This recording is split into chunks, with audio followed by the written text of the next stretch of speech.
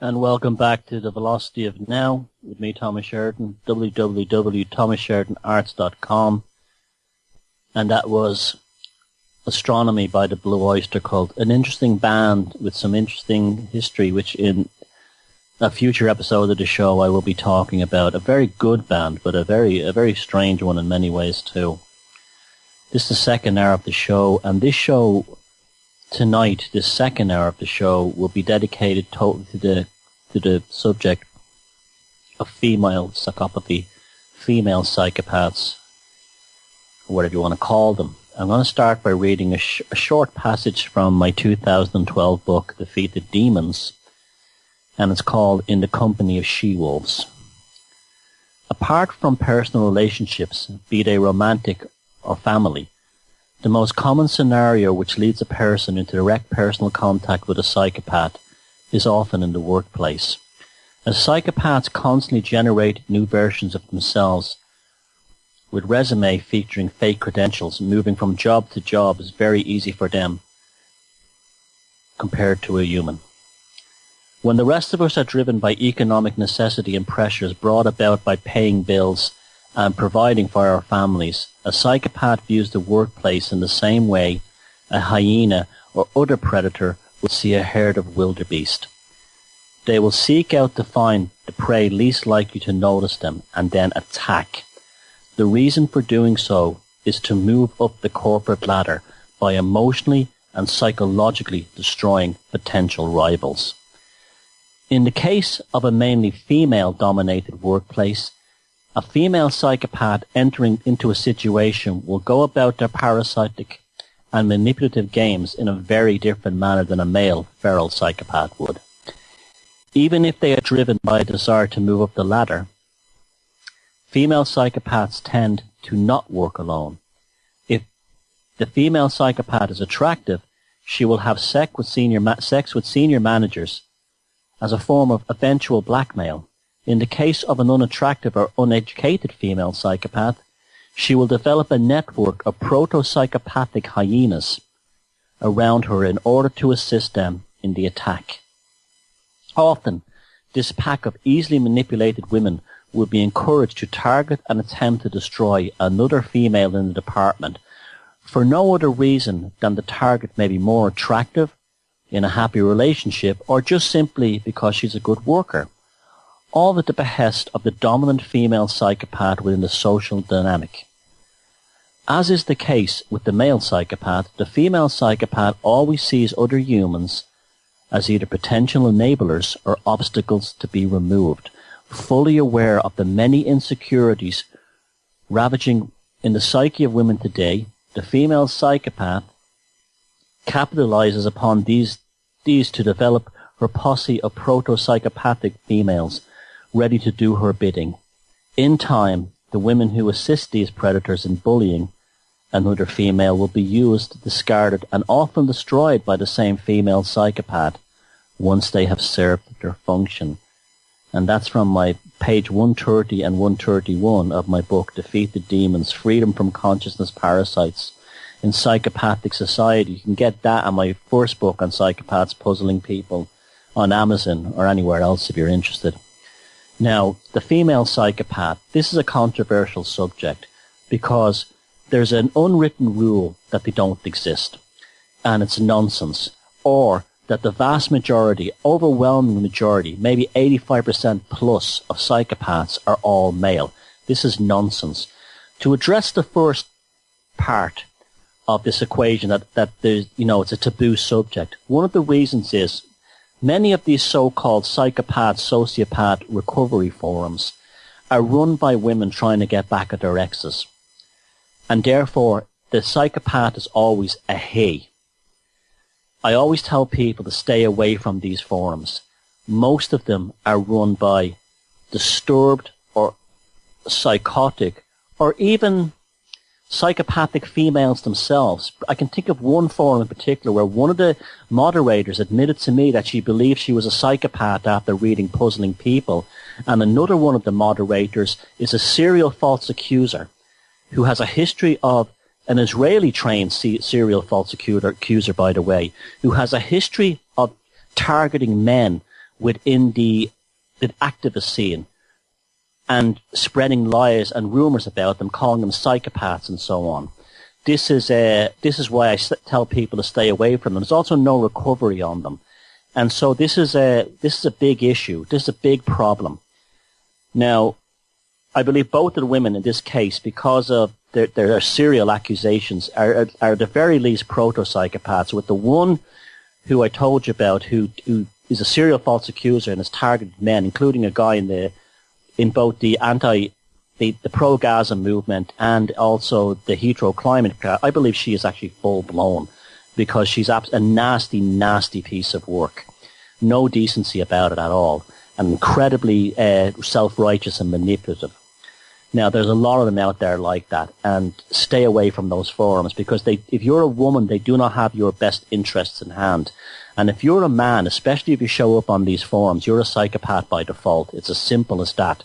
Especially if you bring up issues like child custody with your ex-wife or your ex-girlfriend, you will receive no sympathy. You'll be mauled for the simple reason that you'll be declared either a psychopath or a sociopath simply because you have a penis. Because what happens is these women are so disturbed that and homosexuals, that's basically who's running these things, they're so disturbed that they transfer the lack of, shall we say, attack and the lack of result in bringing down their ex-psychopath, quote unquote, that any man nearby becomes a compensatory target to replace them with. That's why they're very extremely dangerous places for heterosexual men dealing with women who may be psychopathic. But I don't have to tell you that. Anyone going on them will see it. Even the women will see that many of them are like that. Now, I have met them, but I've never been in a relationship with a female psychopath ever. Now, I used to think I was with a girl that I knew in my very early 20s, and she was wild. But looking back on it now, she was also very cold and very manipulative and very nasty and treated me appallingly, particularly towards the end. And one of the reasons I look back on that now and question myself thinking that she was a psychopath was she was a heavy cocaine user. And I, to be honest with you, I didn't know her as not a cocaine user. So it would be wrong for me to say that she's a psychopath. She could be a perfectly decent, normal person when she wasn't on cocaine. I'm not one of these people who go around calling anyone who annoys me or pisses me off a psychopath. I have to have very good reason, and I have to follow up a person's life story and see that they've been doing this kind of behavior all their lives. Now, the female psychopath, as I said, is controversial because one of the reasons is they don't get caught. And if they do get caught, they very often will be diagnosed with something called borderline personality disorder. Now, borderline personality disorder is an interesting one because personally I don't believe it exists. I believe that it's a handy term that's used to put a tag on women to actually keep them victims. Now, that's not to say that every woman who's diagnosed with borderline personality disorder is a psychopath. Of course they're not. Probably most of them are not. Many of them would be just like women who have, like, they're highly emotional, and that's okay. That's no problem with that. But the female psychopath, being so cunning, will manage to slip into that and try to make out that they're unwell women, when in reality they're vicious, cunning predators.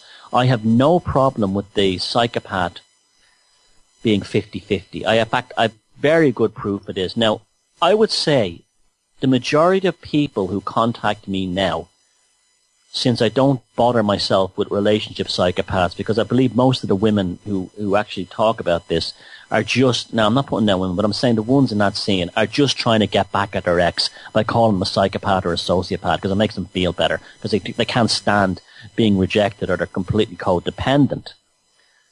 But there are women who are definitely been targeted by psychopaths. I've seen horrific stories, and when you hear the real story, you know the real deal compared to someone who's just like pissed off at their ex or heartbroken. Which I don't actually, if someone's heartbroken, I don't really feel bad for them going through that stage, because a broken heart is a terrible thing. And whatever gets you through the dark night of the soul, fair enough.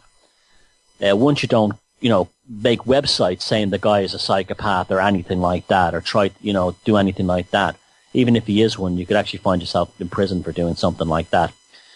It's 50-50 for that reason. It's also that we live in, if you look at the violent ones, the male ones tend to be much more, shall we say, sexy. Now, when I use the term sexy, I mean in a media sense. The killings are much more, they're much more glamorous in how they're portrayed by the media.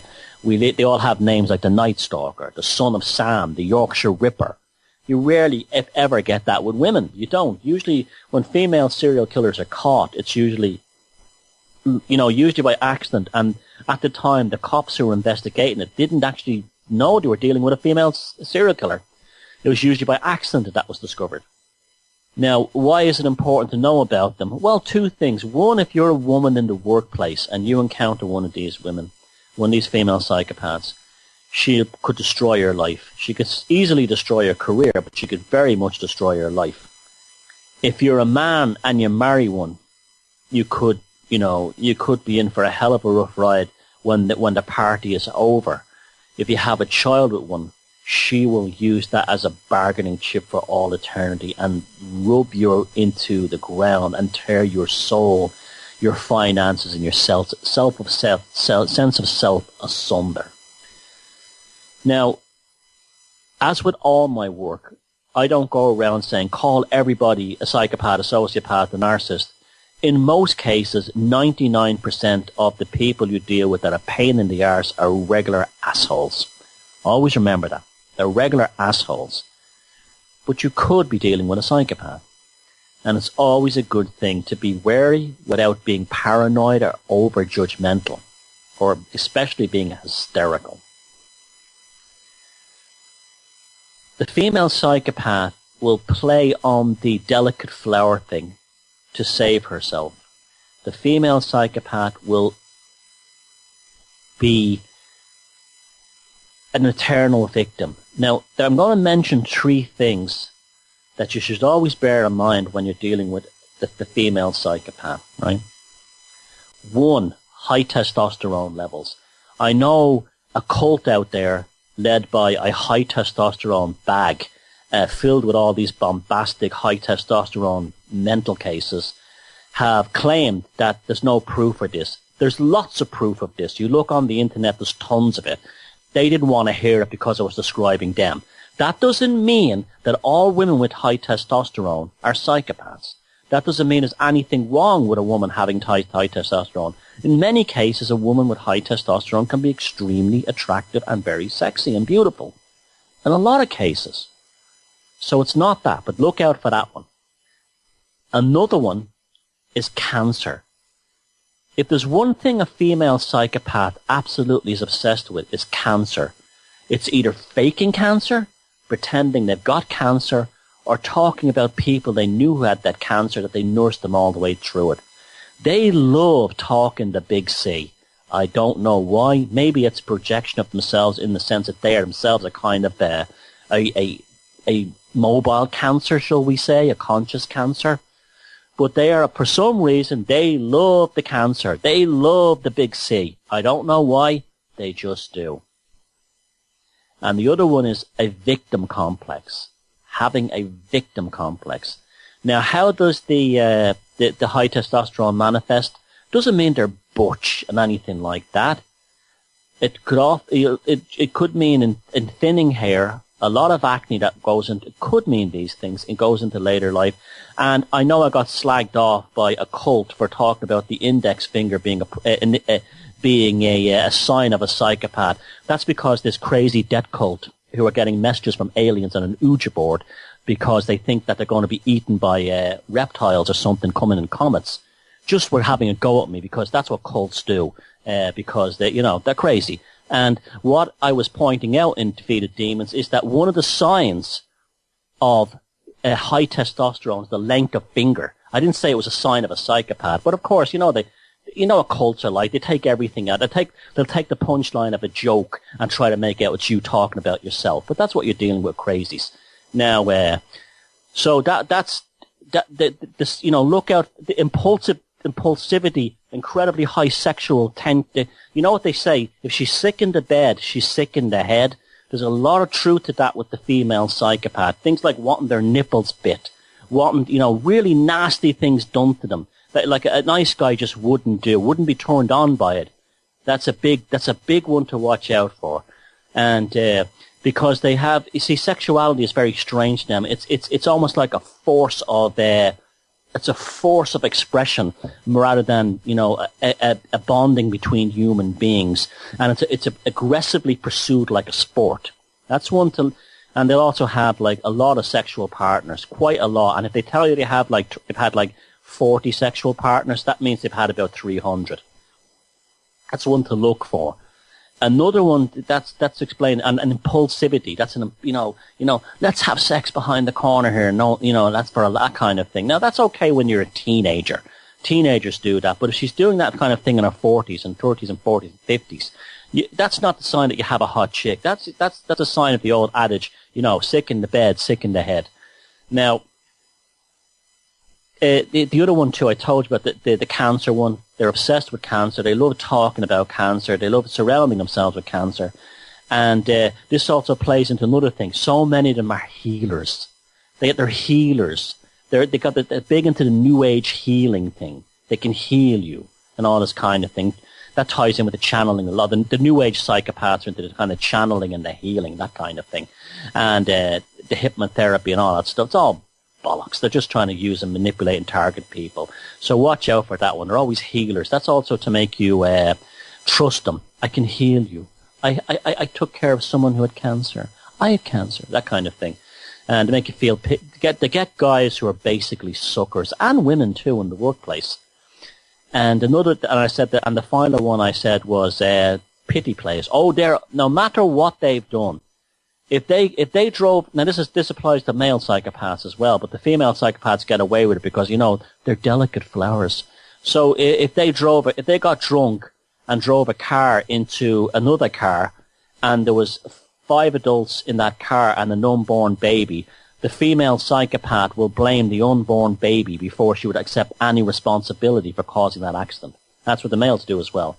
But the female will say, "Oh, my husband used to beat me," that kind of thing, and this is what made me drink. Where so she'll get a more lenient prison sentence, where a guy who did that would just go right to prison. So there's the ones to look out for: the high testosterone, cancer, obsessed with cancer, and that also applies to things like I'm a healer as well, and also the pity plays. When a psychopath ages and they've had a life of perdition and they've ripped people off, they can't do it anymore. And people are starting to get wise to them and saying, she's a nasty old bitch, that one. She's used people and manipulated them all their lives. She'll suddenly develop the persona of a helpless old lady. How dare, now this could be the most vile and cruel and impulsive, hysterical, smear campaigning ratbag monster during our whole life. But when the tables are turned on her, the hands are never held up in the air saying, maybe I shouldn't have done that like a normal person, I'll stop it. It's immediately, I'm an old lady and you're picking on me. And so that's what they do. Another one that they do as well is they pretend to have illnesses too. When their looks start to go, you'll find that now I can see us all getting hysterical but saying, I have ME and I'm not a psychopath. No, I'm saying that. They will whip out things like this. They will say, they will pretend to have a very difficult to diagnose illness like ME in order to say, so the guy won't get rid of them. You can't throw me out on the streets. I'm useless. I have ME. I'll die on the streets. That kind of thing. That's the kind of thing they do. Okay. Believe me, I've been studying psychopaths for many, many years. I know what I'm talking about. It's like it's a skill that has saved my ass so many times, and it can save yours if you pay attention to these things. Now, again, this is not a fear-based thing. I'm going through practical steps. We're dealing with the psychopath in the same way that you deal with a virus or a bacteria or a biohazard. Male or female, there are specific cautionary things you do to detach yourself from them. But unfortunately, with the female psychopath, because women are supposed to be weak, But they're not weak. They're the same as men. It's just that the psychopath female will play on that they get away with it. Now, there was a nurse in Italy that recently came into the news called Daniela Poggiali, and she was 41, and she was arrested in by officers in Lugo, northern Italy, after an unexpected death of a 78-year-old patient who was admitted to a hospital with a routine illness. The inquiry was then widened to 38 deaths, 10 of which were described as very suspicious. They now reckon she may have killed up to 100 people. Police started the investigation following the death of Rosa Caledoni in April 2013. 2014, sorry. And she was recovering from a broken femur and was admitted to the hospital feeling dizzy. Investigators say that during a post-mortem examination, doctors found high traces of potassium chloride, which vanishes after 48 hours, thus making it very hard to detect. Psychopaths learn all about drugs because they need them for things like date rape drugs and so on. They're fascinated with drugs, actually, a lot of them. It was also found in the drip investigators believed that the nurse was using. Potassium chloride can stop the heart and is one of the components used in a lethal injection given to death row inmates in the United States. The morning that Mrs. Calardoni died and Mrs. Pogliali's first day shift after she had been switched from nights by doctors, increasingly worried about the number of deaths on her watch. Alessandro Mancini, the magistrate leading the inquiry, said, "I believe she saw this change in shifts as a challenge and wanted to show how well she could kill by day as well." Very astute observation by the judge, by the magistrate. It had been claimed that Miss Pogliali took photographs of herself with dead patients, which she did indeed. She put pressure on one nurse to take photographs of her standing over a patient who just died, which she did with her thumbs up and posted them to social network media. She appeared euphoric in the photos, next to someone she may have just killed, said Mr. Mancini. This euphoria is called the rush. This is the autoferal impulse I talk about in puzzling people. A psychopath, because they have no inner sense of being, they don't have a sort of a creative sense. Like if they achieve something creatively, they wouldn't sit back and admire it and say, you know, that really was an amazing experience to pull that out of me. They can't have that. What they do is they have scams. And when they pull off a scam, they have a rush, a phenomenal rush of dopamine and adrenaline. And this is what makes them euphoric. This is why when a female psychopath marries a guy and he has the ring on her and she knows that she basically owns him because they're now signed and bonded legally, she isn't just happy at the wedding. She is euphoric, jumping up and down like a giddy little girl. This is why when they move from one relationship to the next, they destroy one person's life, they're giddy. They're absolutely giddy, and everyone around them is like, what's going on? It's like that scene in The Office where, where that TV sitcom The Office, where what's his name? I can't remember the actor's name. When it happens, when he says to him, "I got some bad news and good news." The bad news is the department's being closed down. The good news is I'm getting a promotion. Well, it's like that. The photos revealed an unbearable cruelty that I have not seen in 30 years on the job, said Mr. Mancini. Miss Pogliali allegedly targeted patients she thought were annoying and who were visited by pushy relatives. You see the mentality there?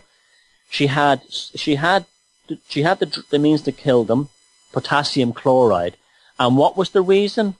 The family members or the parents or the patient was annoying. So what does a psychopath do? They go from, it's just like when they're in a smear campaign mode. And this is how they always give themselves away in the smear campaign mode, is that they go from A to Z or A to Z and skip all the letters in between. So she goes from someone's been annoying or pushy about her on the job, because psychopaths are often incompetent in the job, instead of saying, oh, where the rest of us would go and turn her hex and goes, oh, hey, that bastard. They kill them. It's as simple as that. Or come home and complain to it for their spouse. They just kill them. It's just business. We believe she is sound of mind. All psychopaths are sound of mind. They know exactly what they're doing. They're not psychotic. But simply took satisfaction and real pleasure in killing, said the magistrate. Mrs. Poggiali reportedly gave sedatives to troublesome patients to avoid being disturbed. The sedatives were possibly a warm-up to her killing spree, said Mr. Mancini. In local reports, one nurse who worked with Miss Poggiali described her as a cold person but always eager to work. That's because she was deriving that adrenaline rush, that dopamine rush from killing people. Because as Ted Bundy said, when he used to kill someone, it made him feel like God. This is where the euphoria comes from. Another nurse said she was worried when a relative of a manager at the hospital, a manager's disliked by Poggiali, was admitted. I had a premonition, the nurse said. See, this is what I always talk about. Intuition. The best radar of all for a psychopath and one being in our lives is intuition. You get that toxic feeling that something isn't right. You get that there's something not right here. The reason for that is there's some very good theories about it that you can kind of go to them on a spiritual level, that psychopaths are so energetically different than us that our subconscious mind is warning us of a predator nearby. And what this lady called a premonition was really her intention, saying to her, you have a feral predator in your proximity. 1 hour later, the patient was dead. So this guy was in the hospital an hour and she killed him. I turned to stone and said to myself, here we go again. Now you see, it's very hard to prosecute this one because she's a nurse. Nurses are healers. This is why a lot of them go into job as carers of the elderly, nurses, school teachers, nuns, any new age healers, because they don't like they like to create a persona of being healers, carers, and that way a nurse couldn't possibly be doing this. Police said that Mrs. Poggiali had been stealing money from patients. Yeah, that's a sideline. The money wouldn't have been that big a deal. The money, she was probably making good money as a nurse, but the money was just an extra sweetener. That was just an extra bit of dopamine and an extra bit of adrenaline. When one patient protested, she replied, you got €5 left and you won't need it. That patient died a week later, Mr. Mancini said. So that trial is ongoing now. She's up to 100 patients she may have killed. And if you look at her photographs, you can see the whole high testosterone thing in action. She's got skin like leather that's wrapped around as her skull. She's got the poor hair growth, and by God, she's got what I always talk about, that smirk, that autoferal impulse that I talked about in puzzling people. That smirk has caused Duper's Delight. The one person who came up with that theory was Dr. Robert Hare of the University of British Columbia. The rush of adrenaline causes the smirk to happen and make them get away with it. It's really interesting and it's really bizarre. And this is the female psychopath. The males do it, but remember, she got away with so much more because A, she's a woman, B, she's a nurse. This is the problem with the female psychopath. And all the women who contacted me about having to deal with a female psychopath at work tell me the same thing. That this woman was more ruthless than any man in the office, but they couldn't do anything about it because no one would believe that a woman could be like that. The poor woman is fighting against the glass ceiling. She has to be tougher. She has to be harder because it's a man's world. The problem is that she's not targeting men, she's targeting the other women in the workplace. I told you we're going to get an education tonight. Look, if there's one thing that I know about, it's this. I'm not pulling it out of my backside. It's not an oracle I stared into. I have worked over 20 years very, very hard on this subject because I tried to understand an event that happened in my life as a child when a bomb went off, a loyalist bomb went off in Dublin, and I wasn't far from it that killed 30 people. And that was the moment in my life I stepped into consciousness, and I could not understand why someone, even if they weren't evil, could be so cruel and cold and do something like that. And I think that was probably a trigger that put me into this interest in life. First through, business, but also the interest in serial killers was an indirect way I was trying to find answers. And I don't take this subject lightly. I know I joke around and I laugh and I have a good time. That's because that's me in real life. If you were to hang out with me in the pub, I'm always telling jokes, having a laugh. That's me. I'm a beer and pizza, rock and roll kind of guy. But when my work, and particularly when I'm studying this, my work into studying psychopathy and the psychopathic situation and the psychopathic control grid that runs this world, I take that incredibly seriously. I cannot even begin to tell you how many documents I've read, what I've looked at, because at one point it disgusted me how there was all this information within academia and in psychiatry and in neuroscience warning us about these things, and it wasn't in the public domain. The average person didn't know about it. There was lives being destroyed all over the world, including mine nearly at one point and a few points at least by these monsters. And this is what led me to this. Nothing else. I'm very fortunate that I didn't have that in my life growing up in a family thing, or I didn't have it in a relationship, but I had it in the workplace, and I had it in social circles that I was in. And they're out there, and we got to learn this stuff, and that's why you have all the BBC and everyone else trying to play this subject down. And again, as I'm telling about this stuff, and as you read my books, Puzzling People and Defeated Demons, again and again I say, don't be going around calling anyone a psychopath, a sociopath for the smallest reasons.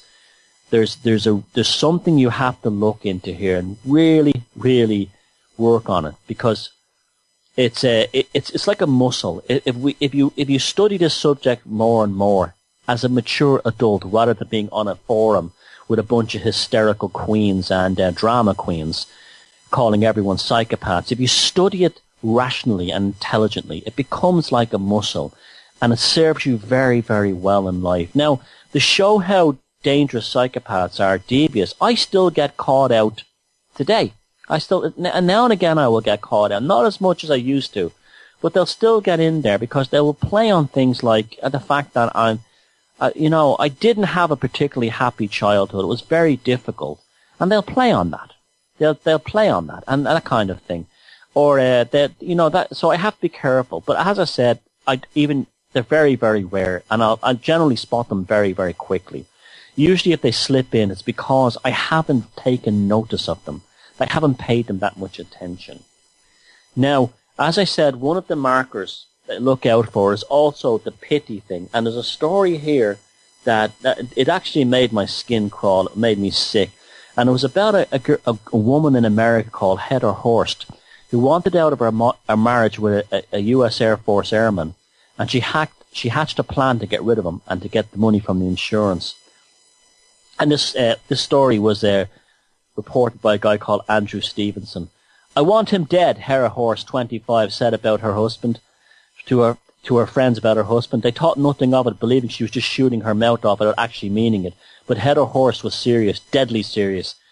Aaron Allen, 26, believed Heather, so she told him more. She told him that Brandon Horst, her 25-year-old spouse, abused her, see? He had beaten her so soundly that she had 2 miscarriages, she claimed. She had found herself a sucker. That's what's going on here. Heather believed that an enabler.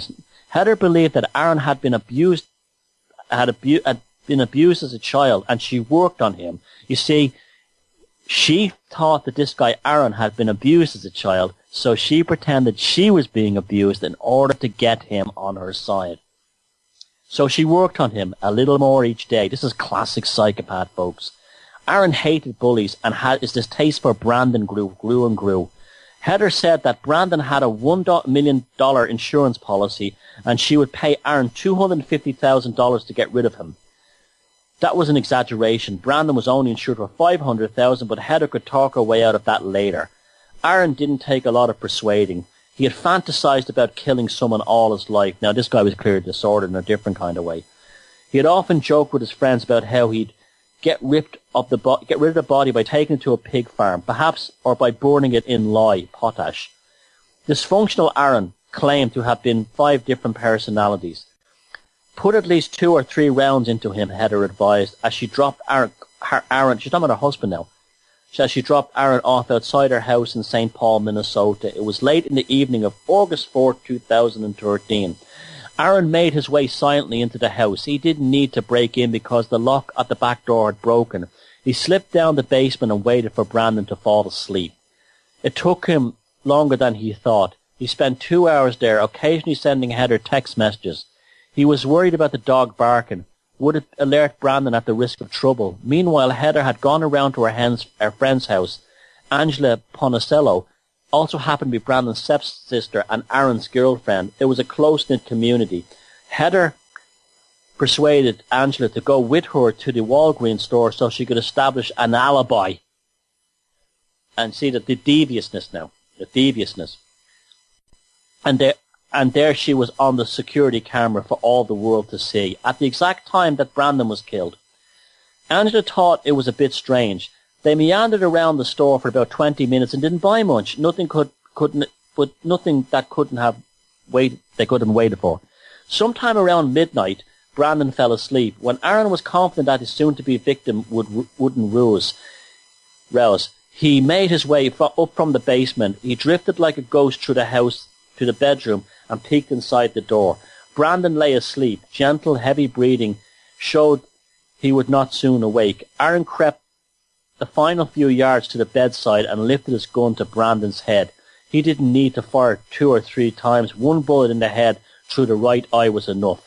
He was surprised at the mess it created. He texted a message to Heather. Done, it said, at 12:35 a.m. You see, they're also stupid. This is why people say to me, aren't psychopaths incredibly intelligent? No, they're devious and cunning, but they're stupid. This little pig, Angela Horst, goes to the Walgreens store to establish an alibi of being on camera. But she, at the same time, at the instant her husband is killed, she gets this doofus to send her a text message. Well, now, Heather said to Angela, it's time we be getting back. So she would have been filled with that rush I just talked about earlier on with the Italian nurse case. Angela looked up, surprised at a sudden decision to leave. They exited the store at 12:37. Heather drove back to pick up Aaron from the porch of the house. How many rounds did you put into him, she asked. They drove to, see, just business. The young guy shot in the head. She didn't care. They drove to Kaposia Park, where Aaron dumped the backpack containing the pistol. Welcome back to the Velocity of Now. We had another technical issue. It wasn't Gremlins this week. We're getting so many listeners, we're probably crashing the server, so it's a wonderful thing, but bear with us, it's a technical issue. Now, I've been talking about Heather Horst, the female psychopath who hired a guy called Aaron Allen to murder her husband, Brandon, in 2013, in Minnesota. And we got as far as the fact that he shot Brandon in the head, and then this little female psychopath pig had high testosterone as well. She's lips that are like 2 hairs. Again, that doesn't mean that every woman has high testosterone or man is a psychopath. It's just typical of psychopaths. Now, detectives knew that she hadn't immediately informed her relatives of Brandon's death, nor unusually for a new widow had she cried or even attended her husband's funeral. Brandon Horst was the staff sergeant in the Minnesota Air National Guard, the 133rd Security Force Squadron, and had served his country in Saudi Arabia. It wasn't only the money that had motivated Heather. She also had a lover, Marcus Strombaugh, and the two had been having an affair since before Heather had married Brandon. Marcus and Heather were devoted to one another. He couldn't understand why she had bothered to marry Brandon. She married him because she wanted his insurance money. Now the lovers wanted a new life together, but Heather wanted it on her terms. Oh, she has to have that. She was enraged when Brandon found out about their affair and said she would file for divorce. There was no way she was going to walk out empty-handed. You see, this is the whole thing. It wasn't just a marriage or a relationship that fell apart or a regular affair. This is normal. These things happen to all kinds of people. But she had planned this specifically to get his money. The Ramsey Court jury in May 2000, see, it's not like the Italian nurse. She didn't go from step A to B. She went from A to Z. I'm not going to divorce him. I'm going to kill him. The Ramsey Court jury in May 2014 heard that Heather had never been pregnant, so she lied about that and the miscarriages, and her friends testified they'd never seen any signs of abuse on her. You see, that's classic female psychopath. Ramsey County Assistant Attorney Jada Lewis said Brandon's life was cut short by his wife's greed and selfishness, and the fact that she was a vicious little psychopath. She said Heather had told friends she wanted a divorce, but wasn't going to leave behind her house, her car, and her dogs. A common thing female psychopaths will do if they can't kill the guy is they will tell the fella that they're getting divorced that if you don't give me the house and the car, I will coach the kids and tell the police that you molested the daughters. That's a very common one that the female psychopath does. Heather had turned up at Aaron's apartment early in the morning of August 4th and said she'd been beaten by Brandon once more and that she had miscarried again. So this guy who shot her husband fell for the lies and the pity stories. Aaron saw red, and the two of them decided they would finish this bully off that night. This stupid simpleton throwing away his life.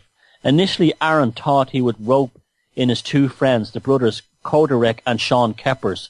He'd even spoken to morons, had spoken to other people that he was going to do the murder. This is psychopaths meets stupidity, and a young guy is murdered. You see, it's just like a cult. You'll have like the mindless enabler grunts and the female psychopath leader.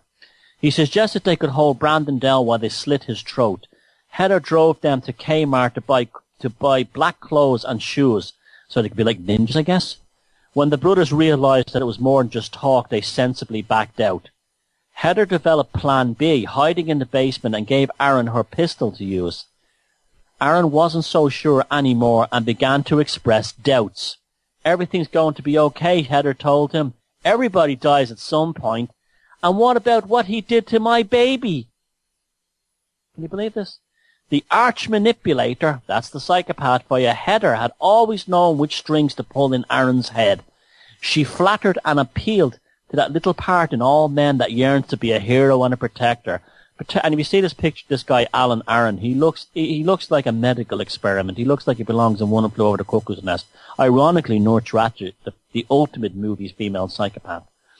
She actually covers all the things we've spoken about here tonight. She murdered McMurphy, and she arranged for she was responsible for the killing of Billy, and that's a film you all have to watch, One Flew Over the Cuckoo's Nest, to actually see a female psychopath in action. The arch manipulator, Heather, had always known which strings to pull in Aaron's head. She flattered and appealed to a little part in all men that yearned to be a hero and a protector. In Heather's defense, attorney Deborah Ellis took the line that Aaron had acted alone. He acted on his own, she said, not at her request, sure. Not with her encouragement. He is clever. He has manipulated people, made false claims. He is alone, committed the murder. He is a cold-blooded murderer. And she's a poor woman. She would never do anything like that. But when Aaron took the stand, he didn't look too clever. He looked more manipulated than manipulator.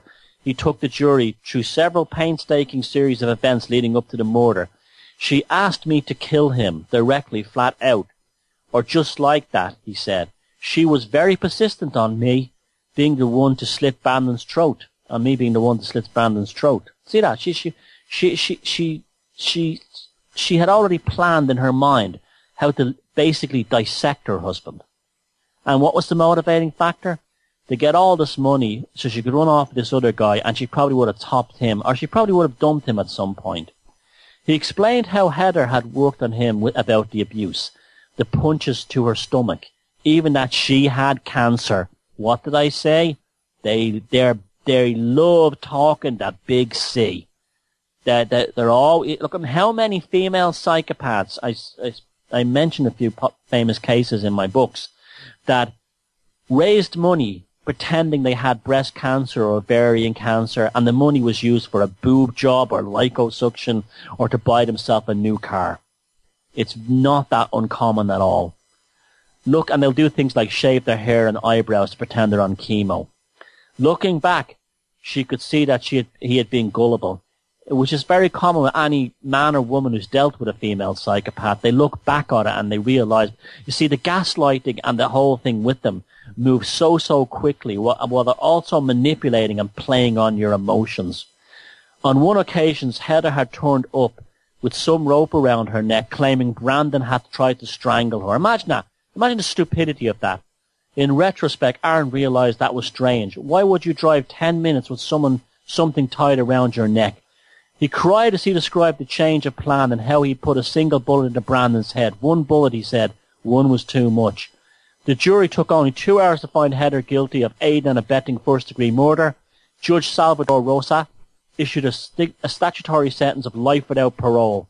But she doesn't care. She'll be manipulated in prison, and she has free meals, a free home, and all that kind of stuff. And, she won't care. She'll get a lesbian girlfriend in prison and whatever, and get letters from guys on the usual thing. Heather showed no emotion as the verdict was read, just business, and declined her right to speak. Just business. No, what's the problem? The scam didn't work out. Move on to the next one. I'm sure she's thinking it's already planning them in prison. Brandon's mother, Brendan Horse, clutched her son's dog tags as she read the impact statement. I'm actually against impact statements being read out in court. I don't think it achieves anything other than gives the psychopath a rush. I've always been, I said, in puzzling people, particularly in the case of pedophile priests in Ireland here. You'd have people giving impact statements. All that was happening to them was Father Mark Pervert was reliving the rush. That's why one of the reasons I don't believe in impact statements in court. They only feed the psychopath's thrill. The mother said, he had the goofiest grin and he could make you smile no matter what, she said. He always looked for the good in people, and that's why she targeted him. That's why Heather Horse targeted this guy, and always looked towards the future. See, the psychopath lives in the moment. 1 month later, Aaron Allen reached a plea deal. He admitted second-degree murder and received the maximum sentence of 40 years. It was just a sentence, said many. He had killed an innocent man. It was a just sentence, said many. He had killed an innocent man in cold blood in his bed. Others thought the sentence was too harsh. Maybe it was. Aaron was completely outfoxed by the vixen, female psychopath, they argued, and 3 lives had been ruined. Yes, because, her life hasn't been ruined. The female psychopath's life absolutely hasn't been ruined. I mean, that's the whole thing again. She's the poor woman. She ruined her own life. No, she murdered her husband. She ruined his family's life, the parents. And she ruined this moron, Aaron Allen's life. But her life isn't ruined. She's not a poor, see the extent, you see how they get away with it? Even in this case, she's a poor, unfortunate woman. After all her lies and all her manipulation, all of it. Now, female psychopaths, like male psychopaths, don't generally kill. But they'll kill if they have to. And if they develop a taste for killing, like the Italian nurse, they'll do it over and over again. As with all my work on all things to do with psychopaths, you know the mantra, no contact ever again. You don't try to seek revenge, they will destroy you. You'll find that they'll hire some guy to shoot you. You don't do that. You don't try to outfox them. You will never outfox or outwit a psychopath. You get the hell away, you stay away, lesson learned, and you move on with your life with a knowledge that you won't let another one of these types move in if you can help it. If you want to know more about this, there's a series of videos on my YouTube channel called Labyrinth of the Psychopath. They're actually very famous. They're probably near legendary at this point. And I've written 2 books on the subject, Puzzling People and Defeat the Demons. They're easy to read books where I take all the gobbledygook, word salad, psychobabble that you get in all the clinical studies and all the history of the thing, and I condense it into 2 books that help you survive, identify, and transcend the psychopaths in the street and the psychopaths in the top of society and big business and politics and everywhere else. Thanks very much for listening. Don't go around calling everyone a psychopath. Just go and live a good life and be aware, but not paranoid, and do it with maturity and not hysteria. Thanks to Neil, thanks to Paula, thanks to Anne, and all the people behind the scene. Even thanks to a lot of you who crashed the server tonight because the station is getting such great numbers. I love yous all. Have a great time. and feck 'em if they can't take a joke.